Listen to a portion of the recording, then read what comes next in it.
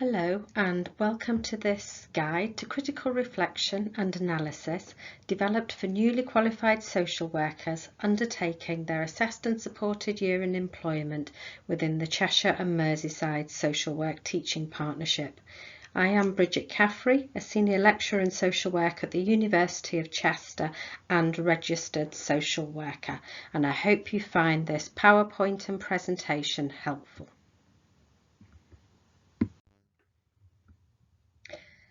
This session is designed to be informative, supportive and includes 3 activities for you to undertake during it.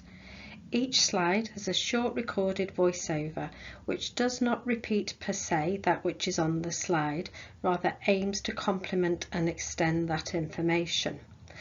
The session can be completed in one go, which including the 3 activities will take you about 60 to 75 minutes, or it can be dipped in and out of.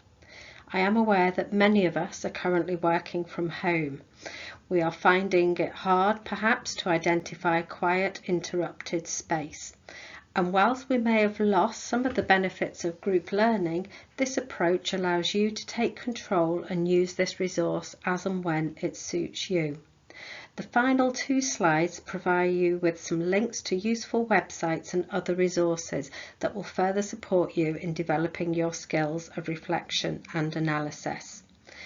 The aims and content are on the slide there, and I hope that you find that you have achieved those and have a greater understanding of how critical reflection and analysis fit both into your assessed and supported year in employment, but social work more generally going forward.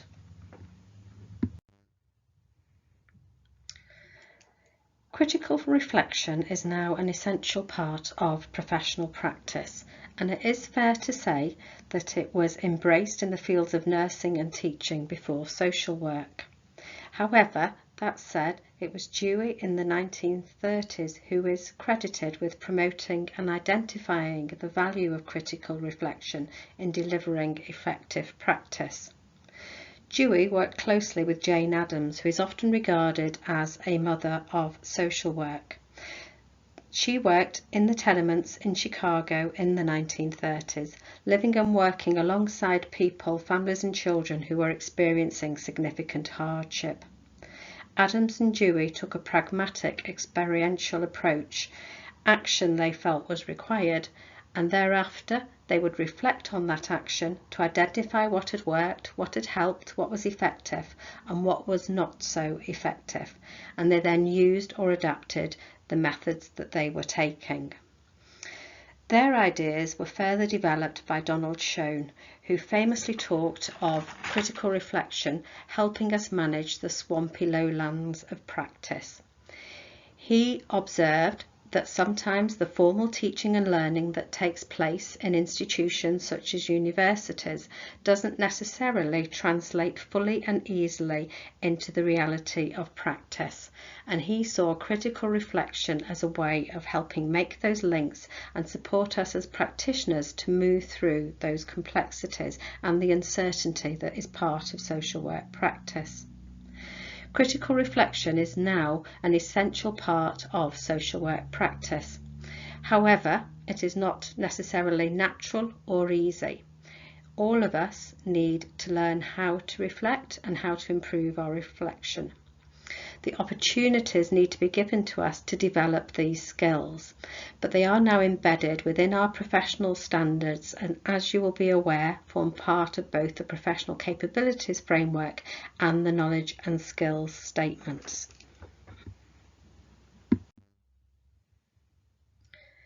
There is no one agreed definition of reflection. I've put 3 on the slide here for you to look at, but I would also encourage you to look around, do a bit of digging and research and find your own. Find one that works for you and fits with your view and practice.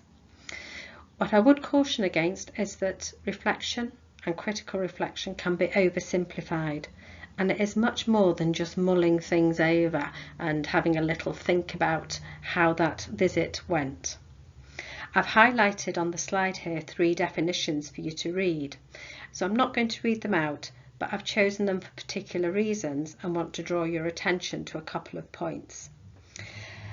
So firstly, in Dewey's definition, he talks about reflection being active, persistent and requiring careful consideration of knowledge. This evidences how we do need to be proactive in order to undertake critical reflection. We need to make time, space and plan how we're going to do this. We need to be questioning knowledge. How do we know what we know? How do we believe what we believe? Jarvis takes this on. He notes that it is more than thoughtful practice and it should lead to growth. This definition, I think, is useful because it shows us it's not just about looking back at something that has happened and how that went, but it is also about the future. Critical reflection should lead to action. It should lead to learning and growth. And thirdly, from the now defunct College of Social Work, they noted that critical reflection involves insight, exploratory and creative thinking. This is useful because it takes us beyond the routine. It shows us that critical reflection can help us not to practice in a procedural way, but to retain our curiosity and imagination. So overall, I would say critical reflection requires us to both consider things in breadth, to look outwards, to look wider and look beyond where we are and our location, but also depth, to dig down and look at what is underlying our beliefs, our views and our knowledge. This can of course be uncomfortable and challenging, and we need support which we can get from our peers and our supervisors in order to do this. In social work, as in other professions, there are different forms of knowledge and learning. In your practice, you will use and rely upon formal knowledge. Theories and research should inform your actions and approach, but alongside this, and extremely valuable, is what is known as experiential knowledge and experiential learning. You probably remember Kolb's learning cycle from when you were students, and this explains to you and highlights to you how you can learn from doing, how you can learn from the actions that you are taking and the experiences that you are having during your assessed and supported year in employment. What Kolb's experiential learning cycle makes very clear is that you need to reflect upon what you've done in order to learn from it. You may have heard of the idea that this allows deep learning and not just surface learning. And the slide here shows you the cycle, how you have an experience, you then reflect on that experience. Within that reflection, you start to interpret and learn from it, and you then take that forward and can improve your practice, can find out things that perhaps you didn't know and have realised are gaps in your knowledge, but you can go forward better informed, better understanding what you have done. And I suggest if you think about direct observations and observations of your practice that have taken place in the past as a student and also during your assessed and supported year in employment, Kolb's learning cycle very much fits into that and the process that you are engaged in there. I think it is worth mentioning what do I mean by critical reflection and critical analysis indeed at this stage. When I'm talking about critical, I'm not in this context meaning negative. I'm talking more about questioning. So it's about examining the positives and the negatives. So it's about using reflection to examine in detail what has worked and what has not worked. Sometimes students and ASYE candidates think critical reflection is about being negative and reflecting negatively on what they have done, and that is not what it means at all. It is about identifying, yes, gaps, but also being very aware and conscious of what has gone well. This is just a quick exercise for you to do. It should take no more than 5 to 10 minutes. So just write down on a piece of paper your first and initial answers to these 3 questions that are on the slide here, and we will return to them later. Critical reflection is embedded into your ASYE programme. ASYE was introduced by the Social Work Reform Board, and critical reflection is a key part of it. The information on this slide is from the Skills for Care website, and the link to that website is on the final slide of this PowerPoint. The website from Skills for Care contains all the resources, documents and information you need to undertake your assessed and supported year in employment. You really do need to familiarise yourself with the documents and with expectations of you. There is no shortcut, so I really do encourage you to find some time to go onto their website and know what is expected of you and when it is expected. There are two key aspects to critical reflection running across your ASYE. The first is reflective supervision, and the second is your critical reflective log, which you complete across the year. Please read the notes on this slide and spend time on the website if you've not already done so, as critical reflection is essential throughout your ASYE. However, critical reflection doesn't stop with your ASYE year ending. It is an essential part of your ongoing continuing professional development and a requirement for remaining on Social Work England's register as a social worker. This slide highlights the approach taken by Social Work England and indeed the significance that they place upon critical reflection. I've included this here to make you aware it's not just a tick box exercise that you're engaging in as you try to develop your skills in critical reflection. It's something you need to work on during your ASYE year and take forward with you into your future experience. The next couple of slides highlight some advantages to you undertaking critical reflection. There are many claims made about the value of critical reflection towards social work practice. In fact, I could spend the whole of this presentation discussing them, but I want to just highlight a couple. Firstly, we know that the transition to assessed and supported year in employment from being a student social worker is a very significant one. Many social workers describe it as the biggest change that they ever undertook. It is therefore important that you feel supported and are given the time and the space to cope with that change. You'll be working with more complexity and greater uncertainty than you did as students, and this is part of professional social work practice.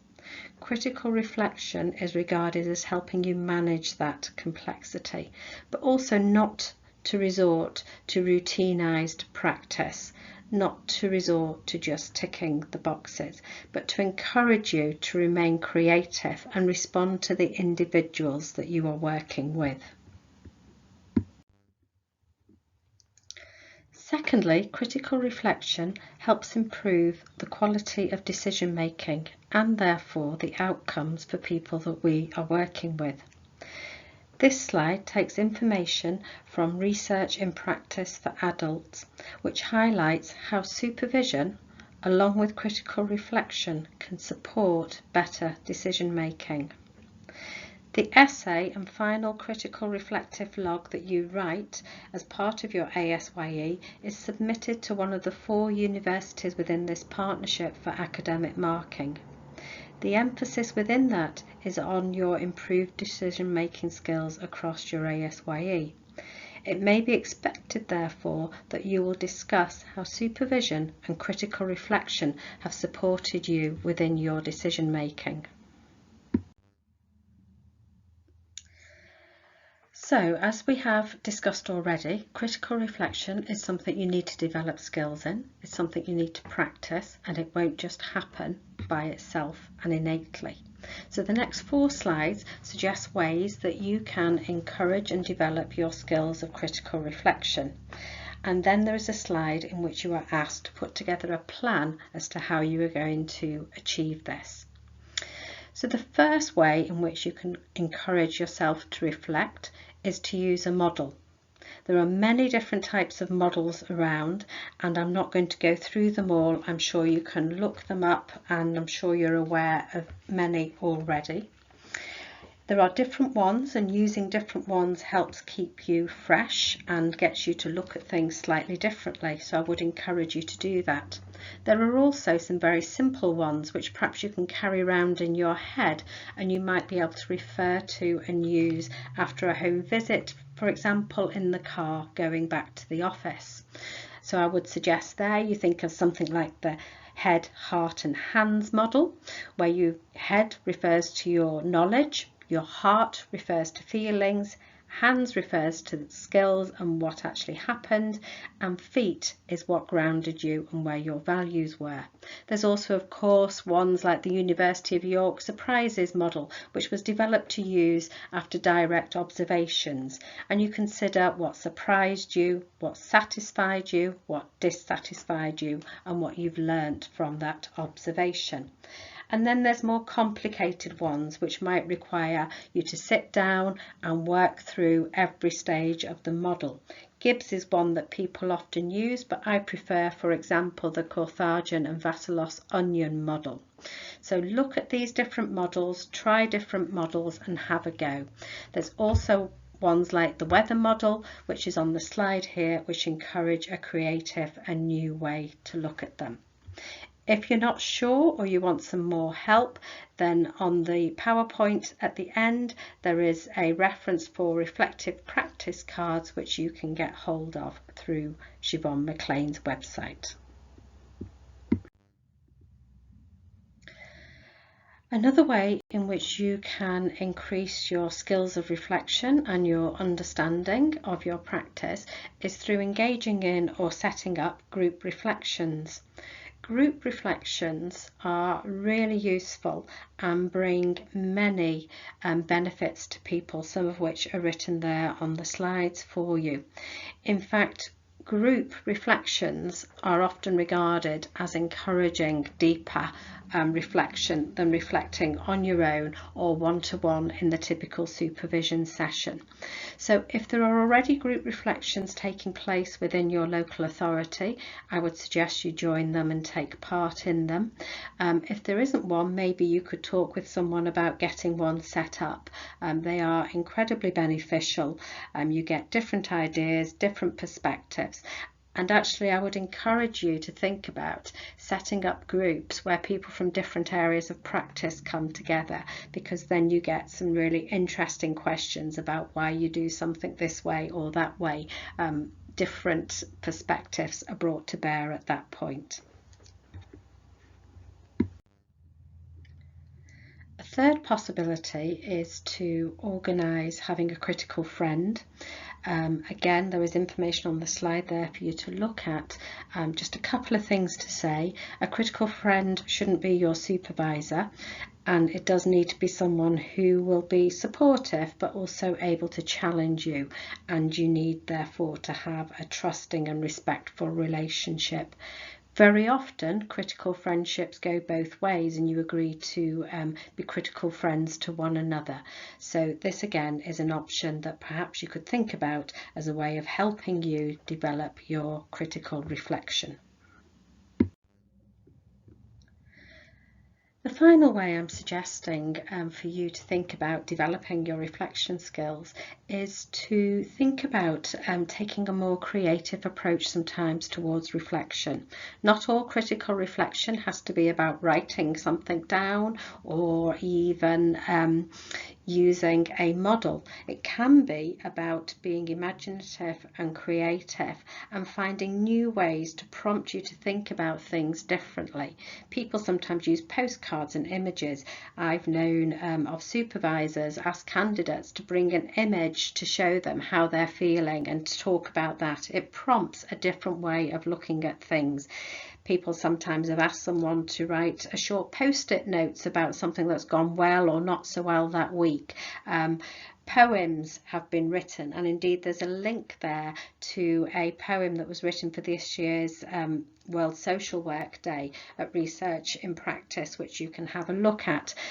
But Visual art is really useful as well. You can get drawing, you can get developing. For example, develop your own model of critical reflection. What would it look like? I've done this with social workers at university, and it brings new insight, new ways of thinking. And some of the models Siobhan McLean uses, including the weather model, and I think there's also a British Bake Off model, they've been developed by practitioners. It's not just academics who come up with models. You can come up with a model and develop it. And it encourages you to think about, what is the purpose of reflection? What do I need to get out of it? So be creative, do things a little bit differently. It's now time to take a break from this PowerPoint and to use the activity here on the slide and think about how you can put into practice some ways of developing your critical reflection skills across the ASYE. I include a slide about reflexivity for those of you that are interested in developing your skills yet further. Reflexivity is regarded as a higher skill level within reflection. If you regard reflection as a developmental journey through which you go from basic reflection to critical reflection, which is what you need to be doing within your ASYE, reflexivity then comes after that. Again, there are many varied definitions of reflexivity, and the context within which it's being referred to can affect those as well. So it's often a concept that is used within research activity, for example. But reflexivity, generally speaking, is about greater awareness of self, and people point to the fact that there is an I in the middle of the word to remind us of that. So I have included here a link to a Siobhan McLean YouTube clip, which is just under 18 minutes long, which explains how you can develop into a reflexive, not just reflective practitioner. I'm not going to say much more about it, but for those of you that really want to develop your skills and become excellent reflectors, then reflexivity is something you should aim for, and the video is very easy to listen to.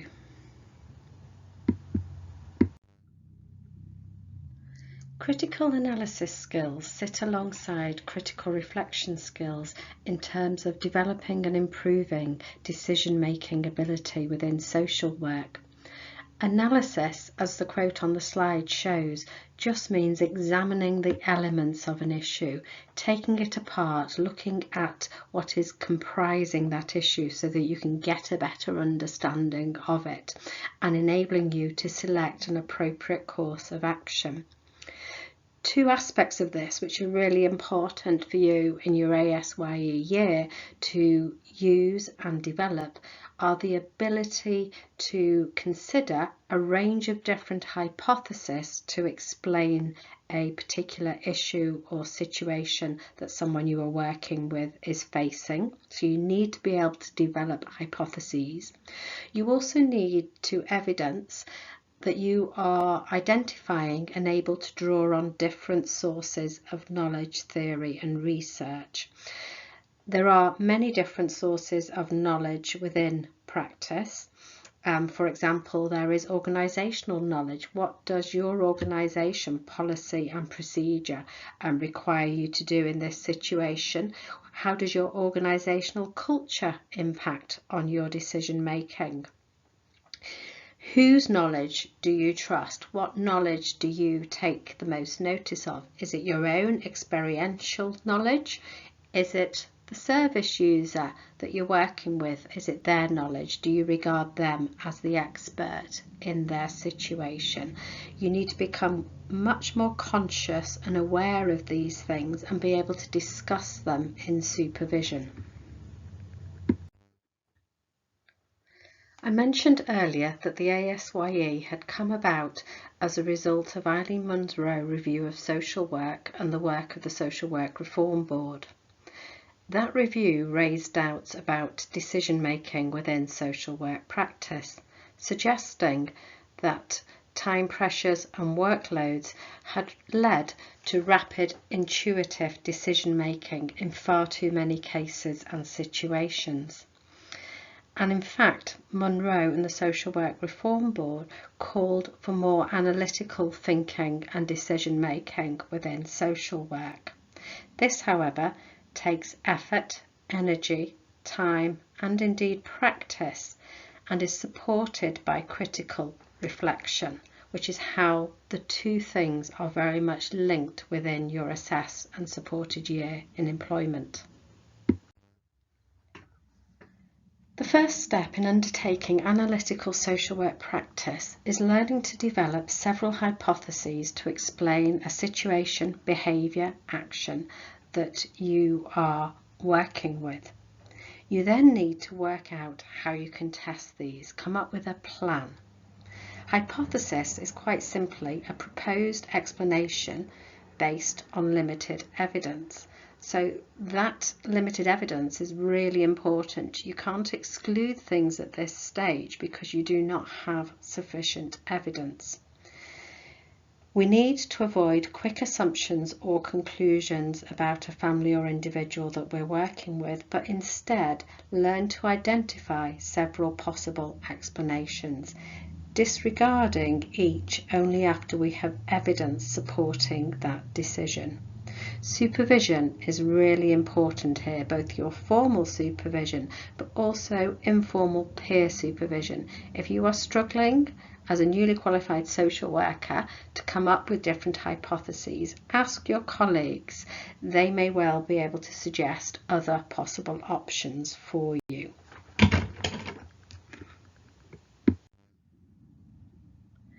It's important to be aware of something called confirmation bias here. It is human nature to look for evidence that supports the way we view things and confirms that we are correct, and disregard anything that suggests we are in fact wrong. ASYE Monroe said that one of the most important things social workers need to be able to do is say, "I was wrong." Being wrong is not a sign of weakness, it is professional practice to admit that sometimes we have gone in the wrong direction. Again, supervision is really useful here, as it's not enough to understand that we can fall victim to confirmation bias, we need to challenge it. So supervision can help with that.